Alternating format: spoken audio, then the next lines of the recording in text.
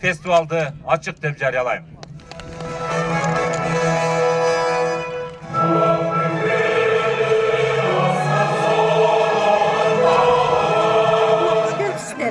Ушул биздин даамдардан сызып кетиңиздер. Ушинтип сүт продукциясынан даярдалган тамактарыбызды алып келип турабыз биз ушул жерге.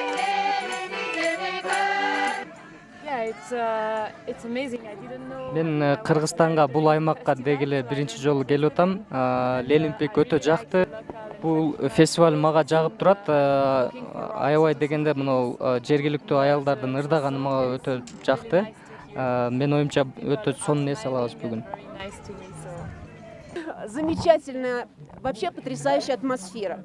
Мы от себя не ожидали, честно говорю, потому что у нас в группе средний возраст, стесняюсь сказать, но больше 60 средний возраст. Самому старшему путешественнику 79 лет. У нас 2 дамы таких старших. Мы об этом говорим не с кокетством, а с гордостью. Вот. И хочу сказать от имени всей нашей команды замечательной, что народ очень гостеприимный. Фестивалда туристтерди тартуу бул биздин өзүбүздүн өзгөчөлүгүбүз, мына тоодун шарты, элдин өзгөчөлүгү, мындай кийим кечелери, мындай буюм тайымдары ушулар аябай жакшы жол ачып атат. Ар дайым ушу Ленинпикке келебиз. Ленинпикке келгенибизде бул мындай көбүнчө натуралныйларды аябай туристтердин кызыгуусу көп болот. Ушулар сатабыз, алышаттар, же заказ беришеттер, кайтып ошо 3-4 күндө, 5-6 күндө деп кетебиз, даярдап келип берип кетебиз.